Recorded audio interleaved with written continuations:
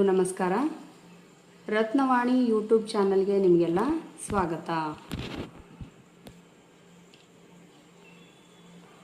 ಪದವಿ ಕಾಲೇಜು ಶಿಕ್ಷಣ ಇಲಾಖೆಯವರು ಒಂದು ಪ್ರಕಟಣೆಯನ್ನು ಹೊರಡಿಸಿದ್ದಾರೆ. ಪ್ರಕಟಣೆ 5ರಲ್ಲಿ ಈಗಾಗಲೇ ಸರ್ಕಾರಿ ಪ್ರಥಮ ದರ್ಜೆ ಕಾಲೇಜುಗಳಲ್ಲಿ ಅತಿಥಿ ಉಪನ್ಯಾಸಕ ಅರ್ಜಿಯನ್ನು ಸಲ್ಲಿಸಿರುವಂಥವರಿಗೆ ಸಂಬಂಧಪಟ್ಟಿರೋದಂಥ ಒಂದು ಮಾಹಿತಿ ಅಂತ ಹೇಳ್ಬೋದು.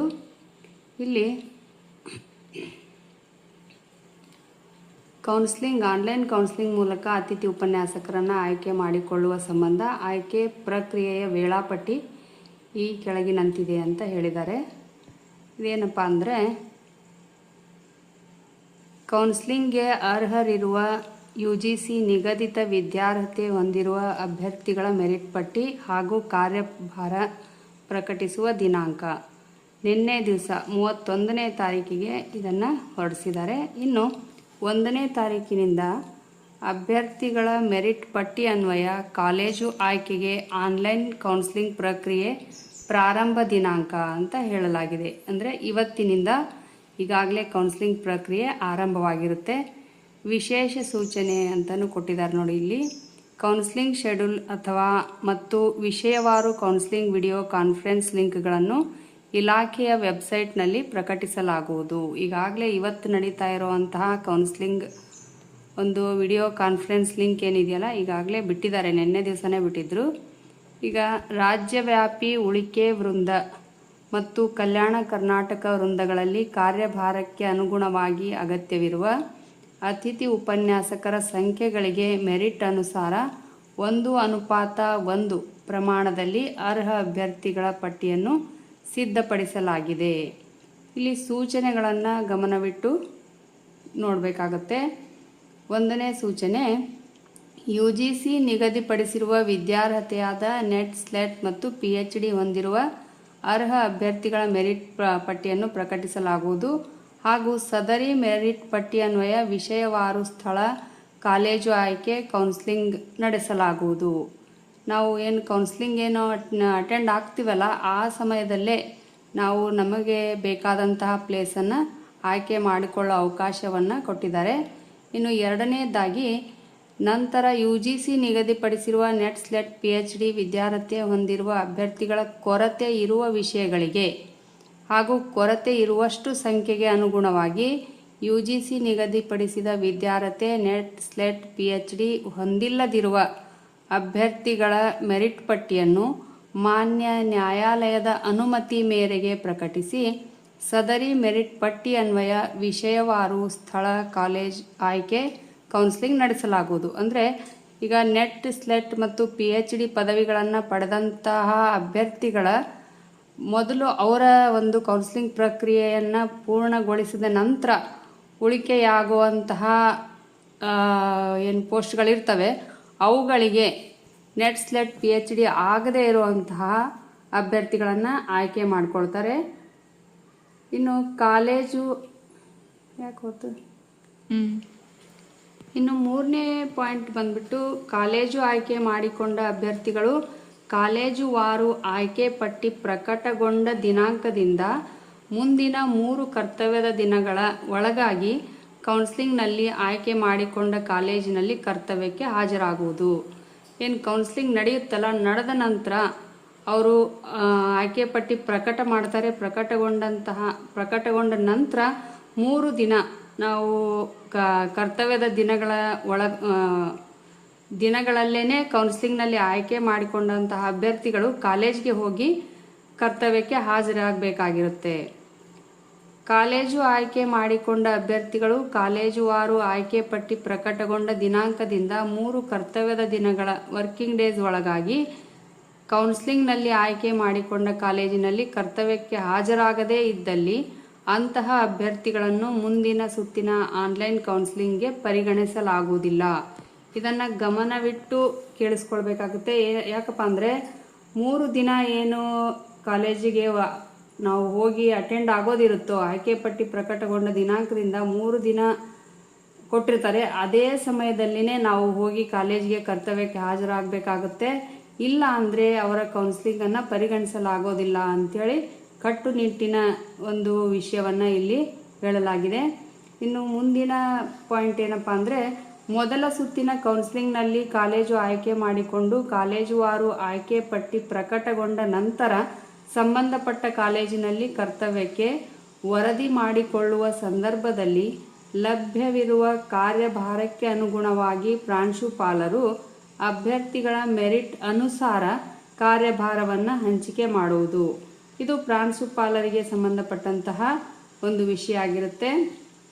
ಇನ್ನು 6ನೇ ಪಾಯಿಂಟು, ಸಂವಿಧಾನ ಅನುಚ್ಛೇದ 371 ಅನ್ವಯ ಕಲ್ಯಾಣ ಕರ್ನಾಟಕ ಪ್ರದೇಶದ ಅಭ್ಯರ್ಥಿಗಳಿಗೆ ಅವಕಾಶ ಕಲ್ಪಿಸುವ ಸಂಬಂಧ ಕಲ್ಯಾಣ ಕರ್ನಾಟಕ ಸ್ಥಳೀಯ ವೃಂದ ಹಾಗೂ ರಾಜ್ಯವ್ಯಾಪಿ ಉಳಿಕೆ ವೃಂದದಲ್ಲಿನ ಅಭ್ಯರ್ಥಿಗಳ ಮೆರಿಟನ್ನು ಒಟ್ಟುಗೂಡಿಸಿ ಒಂದೇ ಮೆರಿಟ್ ಪಟ್ಟಿಯನ್ನು ತಯಾರಿಸಿ ಅದರಂತೆ ಕೌನ್ಸಿಲಿಂಗ್ನಲ್ಲಿ ಅವಕಾಶ ನೀಡಲಾಗುವುದು. ಇಲ್ಲಿ ರಾಜ್ಯವ್ಯಾಪಿ ಕರ್ನಾಟಕ ಸ್ಥಳೀಯ ವೃಂದ ಹಾಗೂ ರಾಜ್ಯವ್ಯಾಪಿ ಉಳಿಕೆ ವೃಂದಗಳ ಅಭ್ಯರ್ಥಿಗಳ ಪಟ್ಟಿಯನ್ನು ಒಂದೇ ಬಾರಿಗೆ ಕೌನ್ಸಿಲಿಂಗ್ನಲ್ಲಿ ಅವಕಾಶವನ್ನು ನೀಡಲಾಗುತ್ತೆ. ಅಭ್ಯರ್ಥಿಗಳು ಸಂಬಂಧಪಟ್ಟ ವಿಷಯಗಳ online counselling video conference link ಮೂಲಕ ಭಾಗವಹಿಸಿ ಪ್ರದರ್ಶಿಸಲಾಗುವ ಸ್ಥಳ ಕಾಲೇಜನ್ನು ಆಯ್ಕೆ ಮಾಡಿಕೊಳ್ಳಲಾಗುವುದು. ಈಗಾಗಲೇ ಕಾಲೇಜ್ ಪಟ್ಟಿಯನ್ನು ಸಹ ಬಿಟ್ಟಿದ್ದಾರೆ. ಅದನ್ನು ಮೊದಲೇ ನೀವು ಪರಿಶೀಲಿಸಿ ಒಂದಷ್ಟು ಕಾಲೇಜುಗಳನ್ನು ಆಯ್ಕೆ ಮಾಡಿಕೊಂಡು ನೀವು ಕೌನ್ಸಿಲಿಂಗ್ನಲ್ಲಿ ಅಟೆಂಡ್ ಆಗಬೇಕಾಗುತ್ತೆ. ಕೌನ್ಸಿಲಿಂಗ್ ವಿಡಿಯೋ ಕಾನ್ಫರೆನ್ಸ್ ಮುಖಾಂತರ ನೀವು ಅಟೆಂಡ್ ಏನಾಗಿರ್ತಿರಲ್ಲ, ಆವಾಗ ತಕ್ಷಣಕ್ಕೆ ನೀವು ಕಾಲೇಜನ್ನು ಅವರಿಗೆ ಹೇಳಿ ನಿಮ್ಮ ಕಾಲೇಜನ್ನು ನೀವು ಆಯ್ಕೆ ಮಾಡಿಕೊಳ್ಳೋದಕ್ಕೆ ಅವಕಾಶವನ್ನು ಮಾಡಿಕೊಟ್ಟಿದ್ದಾರೆ. ಅಭ್ಯರ್ಥಿಗಳು ಕೌನ್ಸಿಲಿಂಗ್ಗೆ ಗೈರು ಹಾಜರಾದಲ್ಲಿ ಅಥವಾ ಆನ್ಲೈನ್ ಕೌನ್ಸಿಲಿಂಗ್ನಲ್ಲಿ ಭಾಗವಹಿಸಿ ಪ್ರದರ್ಶಿಸಲಾಗುವ ಸ್ಥಳ ಕಾಲೇಜುಗಳಲ್ಲಿ ಒಂದನ್ನು ಆಯ್ಕೆ ಮಾಡಿಕೊಳ್ಳಲು ವಿಫಲರಾದಲ್ಲಿ ಅಂತಹ ಅಭ್ಯರ್ಥಿಗಳನ್ನು ಗೈರು ಹಾಜರು ಎಂದು ಪರಿಗಣಿಸಿ ಪ್ರಸ್ತುತ ಸಾಲಿನ ಅತಿಥಿ ಉಪನ್ಯಾಸಕರ ಆಯ್ಕೆ ಪ್ರಕ್ರಿಯೆಯಿಂದ ಹೊರಗಿಡಲಾಗುವುದು.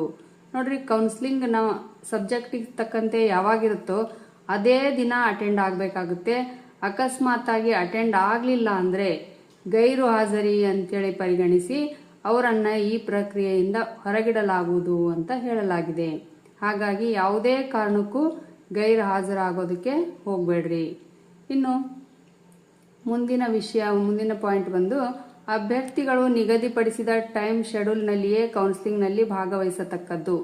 ಒಂದು ವೇಳೆ ನಿಗದಿತ ಟೈಮ್ ಶೆಡ್ಯೂಲ್ನಲ್ಲಿ ತಾಂತ್ರಿಕ, ನೆಟ್ವರ್ಕ್ ಇಶ್ಯೂ ಹಾಗೂ ಇನ್ನಿತರೆ ಕಾರಣಗಳಿಂದ ಕೌನ್ಸಿಲಿಂಗ್ನಲ್ಲಿ ಭಾಗವಹಿಸದೇ ಇದ್ದಲ್ಲಿ ಅಂತಹ ಅಭ್ಯರ್ಥಿಗಳು ಗೈರು ಹಾಜರಿ ಎಂದು ಪರಿಗಣಿಸಲಾಗುವುದರಿಂದ ಮುಂದಿನ ಸುತ್ತಿನ ಕೌನ್ಸಿಲಿಂಗ್ಗಳಿಗೆ ಪರಿಗಣಿಸಲು ಅವಕಾಶವಿರುವುದಿಲ್ಲ. ನೋಡ್ರಿ, ಟೈಮ್ ಶೆಡ್ಯೂಲ್ನಲ್ಲೇ ನೀವು ಕೌನ್ಸಿಲಿಂಗಿಗೆ ಅಟೆಂಡ್ ಆಗಬೇಕು. ಇಲ್ಲ ಅಂದರೆ ಯಾವುದೇ ರೀತಿ ನಿಮಗೆ ತಾಂತ್ರಿಕ ದೋಷಗಳಿಂದ ನೀವು ಅಟೆಂಡ್ ಆಗಿಲ್ಲ ಅಂದ್ರೂ ಸಹ ನಿಮ್ಮನ್ನು ಗೈರು ಹಾಜರಿ ಪಟ್ಟಿಯಲ್ಲೇ ಸೇರಿಸ್ತಾರೆ. ನಿಮ್ಮನ್ನು ಮುಂದಿನ ಸುತ್ತಿನ ಕೌನ್ಸಿಲಿಂಗ್ಗೆ ಅಟೆಂಡ್ ಆಗೋದಕ್ಕೆ ಅವಕಾಶವನ್ನು ಅವರು ಕೊಡೋದೇ ಇಲ್ಲ. ಇನ್ನು ಕೌನ್ಸಿಲಿಂಗ್ ಸಮಯದಲ್ಲಿ ಅಭ್ಯರ್ಥಿಯು ಆಯ್ಕೆಗೊಂಡ ಕಾಲೇಜನ್ನು ನಂತರದಲ್ಲಿ ಯಾವುದೇ ಕಾರಣಕ್ಕೂ ಬದಲಾಯಿಸಿಕೊಳ್ಳಲು ಅವಕಾಶ ನೀಡಲಾಗುವುದಿಲ್ಲ. ನೋಡ್ರಿ, ಖಂಡಿತ ಇದಂತೂ ನಿಜ. ಇದೇ ರೀತಿ ಮಾಡ್ತಿದ್ದಾರೆ. ಏನಪ್ಪ ಅಂದರೆ ಕೌನ್ಸಿಲಿಂಗ್ನಲ್ಲಿ ಅಟೆಂಡ್ ಆದಾಗ ನಾವು ಯಾವ ಕಾಲೇಜನ್ನು ಕೇಳಿರ್ತೇವೋ ಅಲ್ಲೇ ನಾವು ವರ್ಕ್ ಮಾಡಬೇಕಾಗುತ್ತೆ. ಮತ್ತು ನಾವು ಕಾಲೇಜ್ ಚೇಂಜ್ ಮಾಡೋದಕ್ಕೆ ಯಾವುದೇ ಅವಕಾಶ ಇರೋದೇ ಇಲ್ಲ. ಕೌನ್ಸಿಲಿಂಗ್ ಪ್ರಕ್ರಿಯೆಯನ್ನು ವೆಬ್ಎಕ್ಸ್ ಪ್ಲಾಟ್ಫಾರ್ಮ್ ಬಳಸಿ ಆನ್ಲೈನ್ ಮೂಲಕ ನಡೆಸಲಾಗುವುದು. ಕಾಲೇಜುಗಳು ವೆಬ್ಎಕ್ಸ್ ಆ್ಯಪನ್ನು ಗೂಗಲ್ ಪ್ಲೇ ಸ್ಟೋರ್ ಮೂಲಕ ಡೌನ್ಲೋಡ್ ಮಾಡಿಕೊಂಡು ಇನ್ಸ್ಟಾಲ್ ಮಾಡಿಕೊಂಡಿರಬೇಕು. ಮೊದಲೇ ಅವರು ಹಿಂದಿನ ದಿವಸನೇ ವೆಬ್ಎಕ್ಸ್ ಆ್ಯಪ್ ಪ್ಲಾಟ್ಫಾರ್ಮ್ ಲಿಂಕನ್ನು ಕಳಿಸಿರ್ತಾರೆ. ಅದರ ಮುಖಾಂತರ ನೀವು ಗೂಗಲ್ ಪ್ಲೇ ಸ್ಟೋರ್ನಲ್ಲಿ ಅದನ್ನು ಮೊದಲೇ ಡೌನ್ಲೋಡ್ ಮಾಡಿಟ್ಕೊಂಡಿರಬೇಕು. ನಂತರ ಯಾವ ದಿನ ನಿಮ್ಮ ಕೌನ್ಸಿಲಿಂಗ್ ಪ್ರಕ್ರಿಯೆ ಇರುತ್ತೋ ಆ ದಿನ ನೀವು ಆ ಲಿಂಕ್ ಮುಖಾಂತರ ಅಟೆಂಡ್ ಆಗಬೇಕಾಗುತ್ತೆ. ಕೌನ್ಸಿಲಿಂಗ್ನಲ್ಲಿ ಭಾಗವಹಿಸುವ ಸಮಯದಲ್ಲಿ ಅಭ್ಯರ್ಥಿಗಳು ಉತ್ತಮ ಇಂಟರ್ನೆಟ್ ಕನೆಕ್ಟಿವಿಟಿ ಲಭ್ಯವಿರುವುದನ್ನು ಖಚಿತಪಡಿಸಿಕೊಂಡು ಕೌನ್ಸಿಲಿಂಗ್ನಲ್ಲಿ ಭಾಗವಹಿಸುವುದು. ನೋಡ್ರಿ, ನೆಟ್ವರ್ಕ್ ಇಶ್ಯೂ ಇರೋ ಕಡೆ ಬೇಡ. ನೀವು ಕರೆಕ್ಟಾಗಿ ಎಲ್ಲಿ ಇಂಟರ್ನೆಟ್ ಕನೆಕ್ಟಿವಿಟಿ ಇರುತ್ತೋ ಅಲ್ಲೇ ನೀವು ಕೌನ್ಸಿಲಿಂಗ್ನಲ್ಲಿ ಅಟೆಂಡ್ ಆಗಬೇಕು.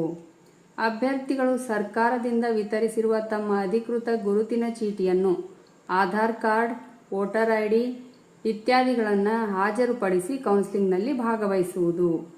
ನೀವು ಈ ಎರಡನ್ನು ಮಾತ್ರ, ಇದು ಹೋದ ಸತಿ ಕೌನ್ಸಿಲಿಂಗ್ನಲ್ಲಿದ್ದಾಗ ಈ ಎರಡೂ ವಿಷಯಗಳನ್ನು ಏನು ಹೇಳಿರಲಿಲ್ಲ. ಆದರೆ ಈಗ ಇದು ಇದು ಬಹಳ ಚಾಚು ತಪ್ಪದೆ ಅನುಸರಿಸುವಂತಹ ಒಂದು ನಿಯಮ ಅಂತ ಹೇಳ್ಬೋದು. ಯಾಕಪ್ಪ ಅಂದರೆ ಆಧಾರ್ ಕಾರ್ಡು ಮತ್ತು ವೋಟರ್ ID-ಯನ್ನು ನೀವು ಅಲ್ಲಿ ಹಾಜರುಪಡಿಸಿನೇ ನಂತರ ಕೌನ್ಸಿಲಿಂಗ್ನಲ್ಲಿ ಭಾಗವಹಿಸಬೇಕು ಅಂತ ಹೇಳ್ತಿದ್ದಾರೆ. ಇದು ಪ್ರಮುಖ ವಿಷಯ ಈ ಸತಿ ಕೌನ್ಸಿಲಿಂಗಿಗೆ ಅಂತ ಹೇಳ್ಬೋದು. ಕೌನ್ಸಿಲಿಂಗ್ ಸಮಯದಲ್ಲಿ ಸ್ಥಳ ಆಯ್ಕೆ ವಿಷಯವನ್ನು ಹೊರತುಪಡಿಸಿ ಇತರೆ ವಿಷಯಗಳ ಕುರಿತು ಚರ್ಚೆಗೆ ಅವಕಾಶವಿರುವುದಿಲ್ಲ. ಈ ವಿಷಯದ ಉಲ್ಲಂಘನೆಯನ್ನು ದುರ್ನಡತೆ ಎಂದು ಪರಿಗಣಿಸಲಾಗುವುದು. ಕೌನ್ಸಿಲಿಂಗ್ ಸಮಯದಲ್ಲಿ ನೀವು ಆಯ್ಕೆಯನ್ನು ಬಿಟ್ಟು ಬೇರೆ ಯಾವುದೇ ವಿಷಯಗಳ ಬಗ್ಗೆ ಮಾತಾಡೋ ಹಾಗೆ ಇರೋದಿಲ್ಲ. ಇನ್ನು ಅತಿಥಿ ಉಪನ್ಯಾಸಕರ ಆಯ್ಕೆಗೆ ಸಂಬಂಧಿಸಿದ ಎಲ್ಲ ಮಾಹಿತಿಗಳನ್ನು ಇಲಾಖೆಯ ಅಂತರ್ಜಾಲ ತಾಣ https://dce.karnataka.government.in ರಲ್ಲಿ ಪ್ರಕಟಿಸಲಾಗುವುದು. ಆದ್ದರಿಂದ ಜಂಟಿ ನಿರ್ದೇಶಕರು, ಪ್ರಾಂಶುಪಾಲರು ಹಾಗೂ ಸಂಬಂಧಿಸಿದ ಅಭ್ಯರ್ಥಿಗಳು ಸದರಿ ಅಂತರ್ಜಾಲ ತಾಣವನ್ನು ಪ್ರತಿನಿತ್ಯ ಗಮನಿಸಲು ತಿಳಿಸಲಾಗಿದೆ. ನೀವು ಜಾಯ್ನಿಂಗ್ ಆಗೋವರೆಗೂ, ಕಾಲೇಜಿಗೆ ಜಾಯ್ನ್ ಆಗೋವರೆಗೂ ನೀವು ದಯವಿಟ್ಟು ಈ ವೆಬ್ಸೈಟನ್ನು ಪದೇ ಪದೇ ನೋಡ್ತಾ ಇರಬೇಕು ಅಂತ ಹೇಳಿದ್ದಾರೆ. ಮೇಲಿನ ಅಂಶಗಳೊಂದಿಗೆ ಈ ಸಂಬಂಧ ಈ ಹಿಂದೆ ಹೊರಡಿಸಲಾಗಿರುವ ಸರ್ಕಾರಿ ಅಥವಾ ಇಲಾಖೆಯ ಸುತ್ತೋಲೆ, ಪ್ರಕಟಣೆ, ಆದೇಶಗಳಲ್ಲಿನ ಅಂಶಗಳು ಅನ್ವಯವಾಗುತ್ತವೆ. ನೋಡ್ರಿ, ಈಗೆಲ್ಲ ಮೇಲಿನಿಂದ ಏನೇನೆಲ್ಲ ವಿಷಯಗಳನ್ನು, ಸೂಚನೆಗಳನ್ನು ಹೇಳ್ಕೊಂಡು ಬಂದಿದ್ದಾರೋ ಇವೆಲ್ಲವನ್ನು ನೀವು ಗಮನವಿಟ್ಟು ಕೇಳಿಸ್ಕೊಂಡು ನೀವು ಇದೇ ಸೂಚನೆಗಳನ್ನು ನೀವು ಪಾಲಿಸಬೇಕು ಅಂತ ಹೇಳಲಾಗಿದೆ. ಇಲ್ಲಿ ಇಷ್ಟು ಇವತ್ತಿನ ಮಾಹಿತಿ ಆಗಿರುತ್ತೆ. ಈ ಮಾಹಿತಿ ನಿಮಗೆಲ್ಲ ಉಪಯುಕ್ತ ಆಗಿದೆ ಅಂತ ಅಂದ್ಕೊಳ್ತೀನಿ. ಉಪಯುಕ್ತ ಆಗಿದ್ದರೆ ದಯವಿಟ್ಟು ನನ್ನ ರತ್ನವಾಣಿ ಚಾನಲನ್ನು ಲೈಕ್, ಶೇರ್ ಮತ್ತು ಸಬ್ಸ್ಕ್ರೈಬ್ ಮಾಡಿಕೊಡ್ರಿ. ಇದೇ ರೀತಿ ವಿಡಿಯೋಗಳು ನಿಮಗೆ ನಾನು ಹಾಕ್ತಾ ಇರ್ತೀನಿ. ಇದರಲ್ಲಿ ಏನಾದರೂ ನಿಮಗೆ ಡೌಟ್ಸ್ ಇದ್ದರೆ ಕಮೆಂಟ್ ಬಾಕ್ಸಲ್ಲಿ ಕಮೆಂಟ್ ಹಾಕ್ರಿ, ಉತ್ತರಿಸೋ ಪ್ರಯತ್ನವನ್ನು ಮಾಡ್ತೇನೆ. ಧನ್ಯವಾದಗಳು.